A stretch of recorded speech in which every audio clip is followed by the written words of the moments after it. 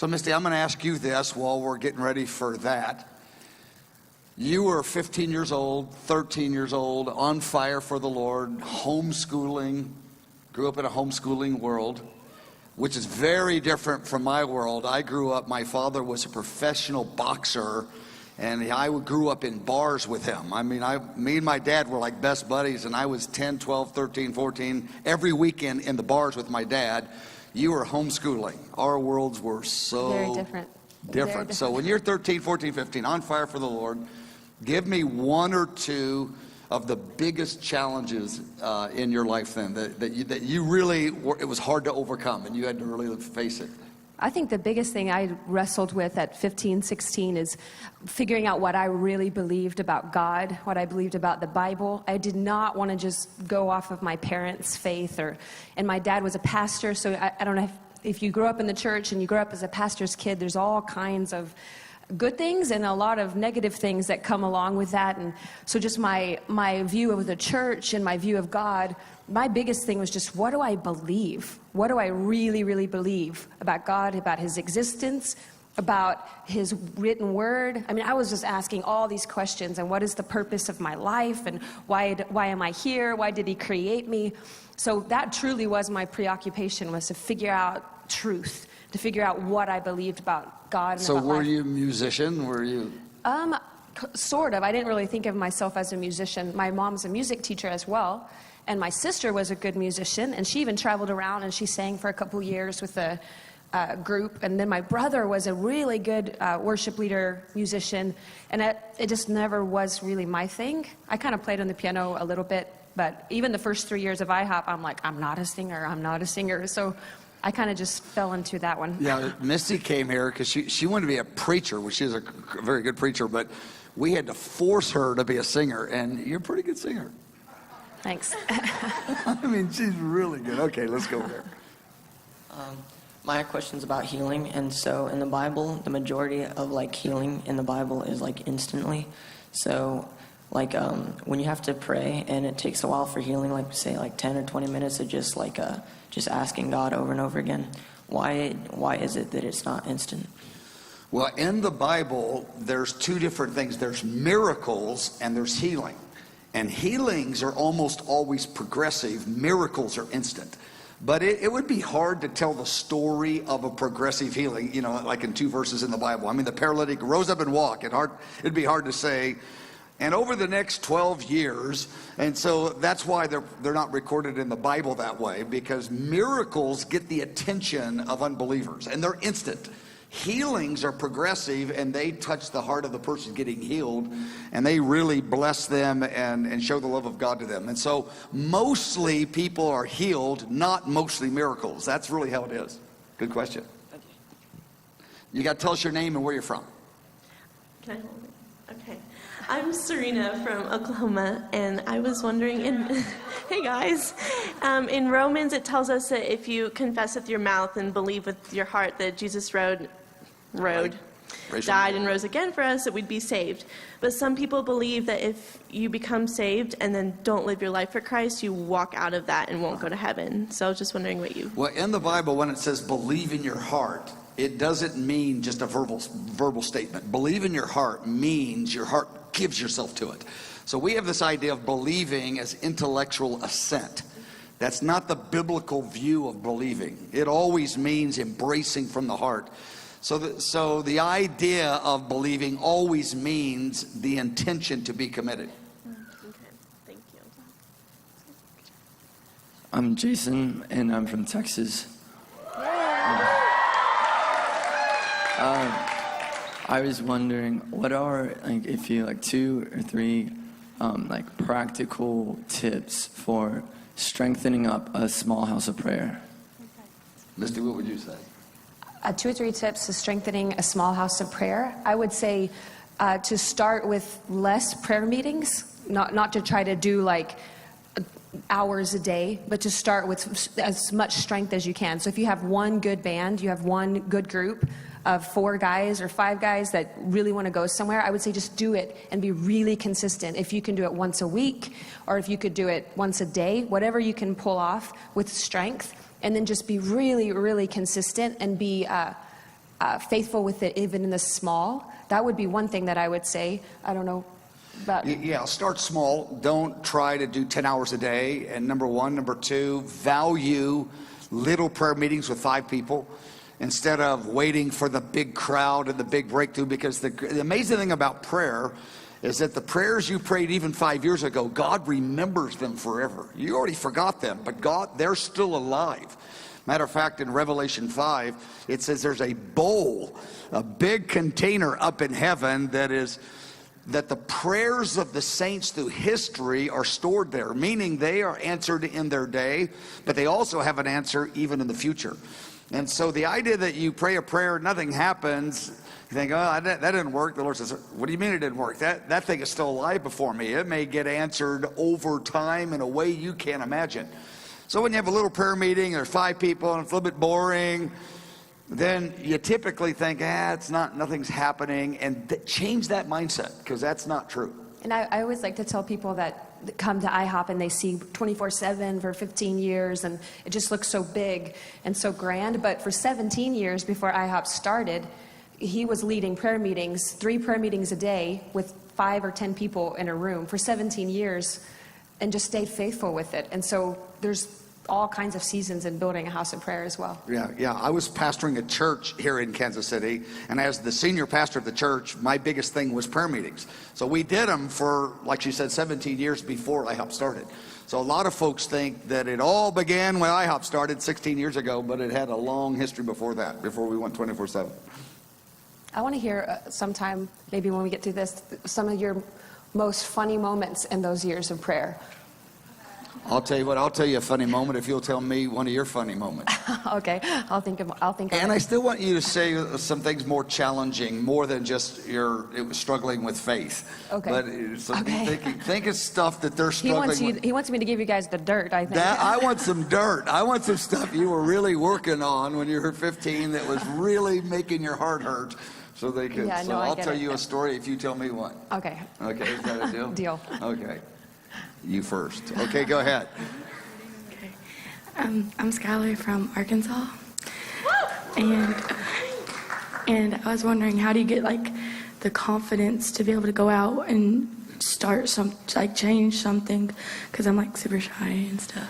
Okay, the confidence to start something like what? Like a Bible study? In my school, to start like going out and trying to share God and show God like through people in my school, and Well, here's the key. Here's the key to witnessing or ministering to somebody. Make it conversational.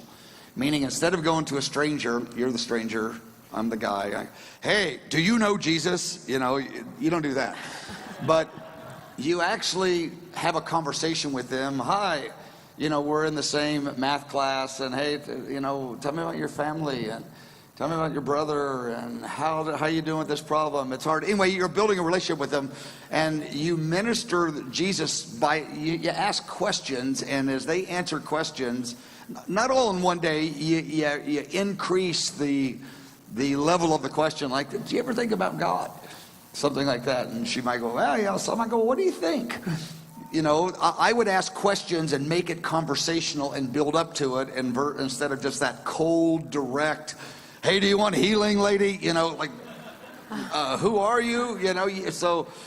But sometimes when you hear testimonies that the guy or gal on the stage, they're talking about this bold, up to strangers, in your face, and 99% of the human race goes, ugh, I can't do that, because 99% of the human race can't do that. But the real way is conversational, little by little, let it unfold. And then your confidence builds as you do it. Hi, my name is James. I'm from South Carolina. Woo! And my question is... Okay, we'll go just first names now instead of states, so we don't have to have which state is better than the other state, because we know... Clearly it was Texas. Because we know she's from Texas. See, it's Texas. I know. We don't want to do Texas all day long. So just first names from now on. She always in Texas. She's going, yeah. My question is that, like, my dream is to go to LA and go and be in the entertainment, but this has been for years. How old are you now? I'm sorry? How old are you? I'm 17. Okay. okay. Yeah. And like my question is like, how do you know it's what God wants? Because like this has been on my heart for like forever, and I want to be like out there and having fun, but like showing people that you don't have to, you know, be like Miley Cyrus and be having fun. But like, how do you know it's God's plan and not something that you want to do?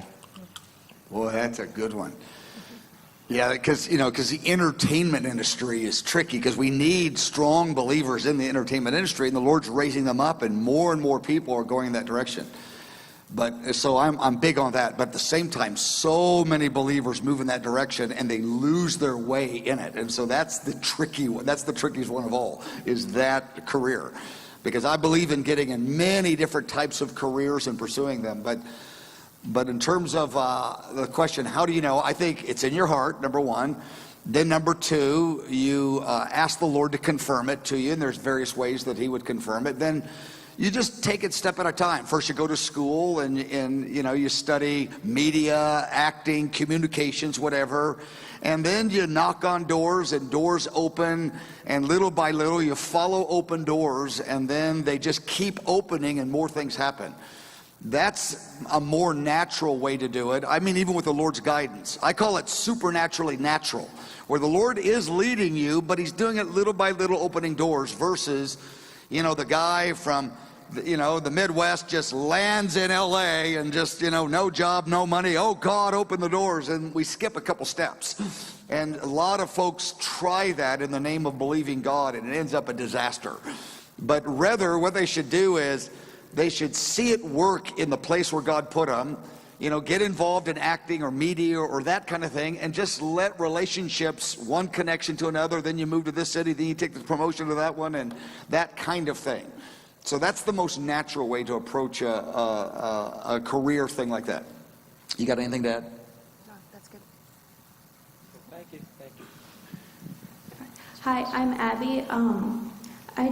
It's kind of like the last question, but both of you have been in ministry for like a really long time.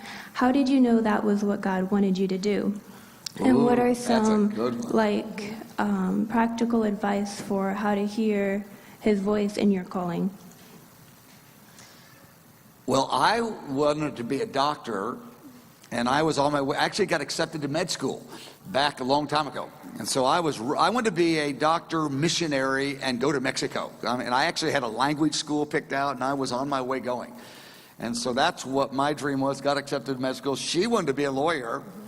I didn't want to be a preacher at all. And again, I told you, my father was a boxer, a professional boxer, and he was against me being a preacher. He didn't like that at all, because he didn't like religion. He didn't like anything like that kind of stuff. And so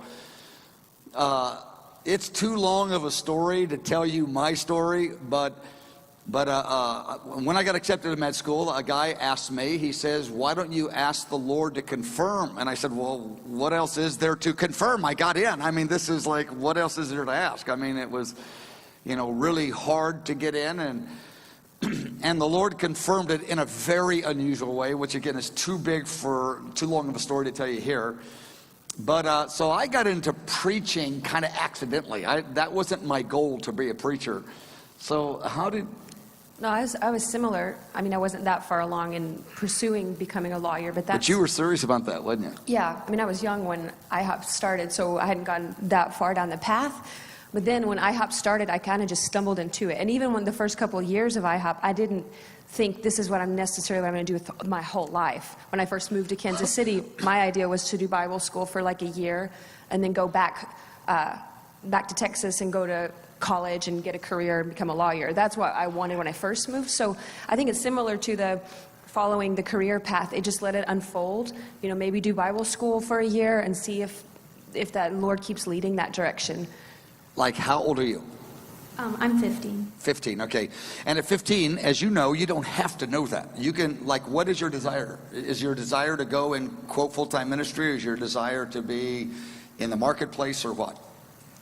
I'm not 100% sure yet, but I've thought about maybe ministry or And you don't have to know. And I think when you're 16, 17, I think you pursue both. You focus on your studies in high school, and yet you're still growing in your knowledge of the Bible.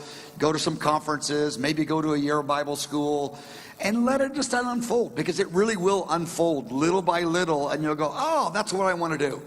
And there isn't necessarily a magic moment where it's all clear. Lots of folks tell the story of that. Here I was, and then God spoke suddenly, and I knew I was called to preach to the nations. And that happens a little bit, but mostly it's, again, what I call supernaturally natural. It's just unfolding little by little, and you're walking into it.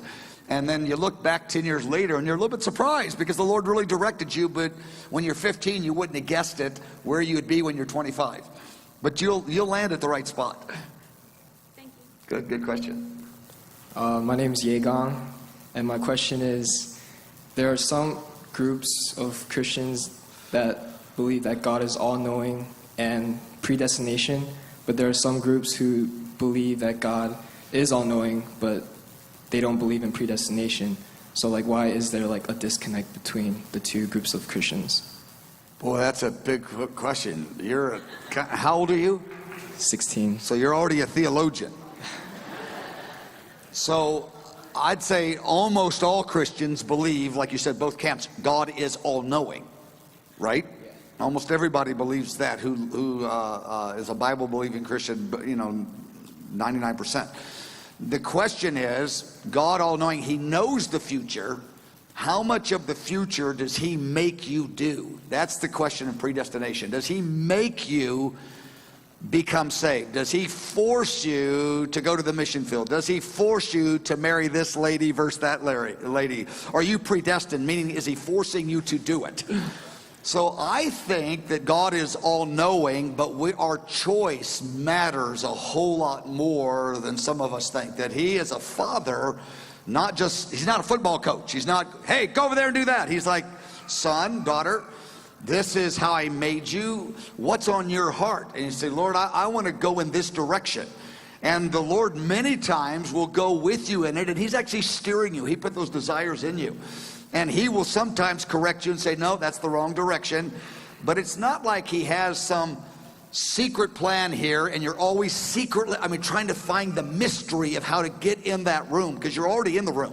Like the will of God for you is to be in the high school you are right now, to be right here, right now. You're in the will of God. And some people think of the will of God as something they're trying to get into, and the truth is, because God's a father, and he is so easy, he directs us in a way that we're not always sure he's directing us, but he is sure he is. And so most of us are hitting the will of God right on the target, but we don't always know it when we're doing it. We're thinking, this is really the will of God? And the Lord says, when you get off the path, I'll let you know. Just keep step by step as it unfolds. And I would say that I believe that God determines and decides and wills that everybody would be saved, yes, that all would be saved, but he won't force it. And so the whole glory of the story is we have a free will. And that's the whole point of this existence, is that we actually get to choose, do we want him or not? But he does, I believe that when it talks about predestination, he determines that everybody would be saved, but he won't force it, because that's love. You can't force love. That's how I approach that question. That's a big question. Hi, I'm Antonio, and my question is, so some of my family's saved and some of them's not, and I feel pressured to tell the ones who aren't saved and try to lead them to the Lord, but I'm kind of scared and how to do it without calling them out and do it in love. Good. That is a great question. Again, the way is conversationally, relationally. You don't go there and say da da da da. You live, because they're your family members, they see you up close. They see you under pressure. And when somebody sees you under pressure, that is the premier way to witness to them, by responding to the Lord in a godly way when you're under pressure, because nobody can fake that. And so you're under pressure. There's many types of pressures in life, and so your brother, sisters, they look at you. They would be freaking out and quitting and mad and fighting back and da-da. But you're trusting the Lord and you're answering in humility. You're not filled with fear, and they're going, come on, really not freaking out or not fighting back? And why are you really supposedly have peace inside? And maybe the first round, they don't buy it. The second round, third round, because there's plenty of pressures in life to go around. They will see you. They will start saying, how is this really working? How do you have this response? And even though you'll blow it sometimes, but you're over the months and years, your godly response, not 100%, but will start winning their heart. Again, I'll give you my own story. My father, just, alcoholic, very good man. I mean, great guy, but he's in the bars every weekend. Brings me with him. I mean, she goes to homeschool, and I go to the bar every Friday and Saturday. Like, matter of fact, when I'm 15 years old, I go to the church. I go to a sports camp, and it's a sports camp that is a ministry sports camp. So somebody's going to witness. And my dad read the literature of the sports camp because I was going to it, and he saw some little reference to the Bible. And my dad said, "Oh my gosh, this is religion. They're going to put religion on you, son." I'm 15 years old. So he gave me a 6-pack of beer to bring on the bus to go to the sports camp. Her mom would not let her hang out with people like me. Okay, and so I got saved at the camp, and I came home, but I got 6 brothers and sisters. There's 7 of us in 9 years, and we're real close together. I'm the only one saved. And so now I start hard. I come home and tell my dad, he's going to hell if he doesn't repent. Disaster. That did not go well at all. So I started real bold like that. I went to all my guys on the football team and, hey, you're all going to hell if you don't repent. That didn't work at all. This is zero, goose egg. I mean, nothing worked. But then what happened is little by little, when I would be under pressure and I would respond, again, not 100% godly all the time, but the reason I could respond different because I had a relationship with an invisible person that was giving me peace. I would talk to him, will you help me? And I would sense he would. And little by little, I led every one of my 6 brothers and sisters to the Lord, one at a time, but it took like 10 years. One at a time, and matter of fact, they're still all involved in IHOP today. I mean, they're all involved in this community with us even right now. And that was 40 years ago when I got saved. And so, the key is relational, meaning conversational. You're just talking to them little by little. It's not that bombastic declaration that you're right, they're wrong, they're going to hell, they don't get it. But rather, it's them asking you questions. And so give it time. They will ask you if you don't freak out and respond real bad to everything negative. You're responding kindly and with humility. They will want to know how you're doing it. So you're going to have plenty of time to witness to them. So go slow. Hi, I'm Josh. Yeah, I'm sorry, Mike. This question's for Misty. Very good. Yeah, anyway, I'm a big fan of your music. And, so keep doing what you're doing. Oh, thank you. Yeah, so I was thinking... I have Misty music in my car. When you go in my car, I hear her every day for 16 years, but I still listen to her CDs in my car. So there. Wow. Yeah, so anyway, you come up with new music, and as a musician, sometimes you come up with a new song, but you're like, oh, but it sounds like this song. So how do you approach a new song if melody or rhythm is the same as like other written songs? Yeah, no, that's a great question, because especially in the worship world where so many of our songs are based around 3 or 4 chords, and it's very easy to stumble into the same progression or the same melody that's already been out there. So, but once you discover that it's already out there, you have to change it a little bit. So just change the chords a bit, or just change the melody even slightly, and it'll be totally different then. I mean, just a few notes will make it different, because you can get in a lot of trouble if it sounds exactly like another song. But it makes it more challenging, because you have to be more creative and kind of push the limits. But even like turn one of the major chords into a minor chord and hit a darker tone on you know what I mean? There's ways you can change it with still keeping the content and the lyric that you want, but just change it a bit. Does that make sense? I hate when that happens. I really hate when that happens. Hi, I'm Samuel. And my question is, what does it look like, do you have any practical tips for walking humbly before the Lord? walking humbly before the Lord. I think being very, for me, being very self-aware, meaning authentic before the Lord, and not coming to Him with any kind of showmanship or trying to show Him how good I am or how right I am, but coming to Him as I am, and He knows anyway, and relating to Him on the terms that He knows anyway. That's one thing. And then the other thing is when I do feel that anger or that lust or the self, like I want to fight for myself, when I feel it rise up inside of me, to act in the opposite spirit. To acknowledge it, to admit acknowledge it. Yeah, not be defensive about it. Like when or if I feel that defensiveness, someone says something about me or criticizes me, and I want to rise up and be like, yeah, but you don't know, and this thing rises up, and sometimes I act out on it, but then going before God and going, I blew it, I did that thing, I don't want this in my heart. And so constantly just coming back to Him and repenting of those little things, that's how I would walk. That's how I try to walk that out. Good. Excellent. Over here. We're going to have ask that nobody else come up, so we'll end the line right there, because that will take us to the end. Yeah. Hi, my name is Matthias. My question is, if I have a calling for international relations or the political arena, how can I merge that with a firing heart for missions or the prayer room and music? Oh, that works good, actually. I mean, because the man that you love and worship, Jesus, he's really international. And he's got a heart for the nations. There's no contradiction in that.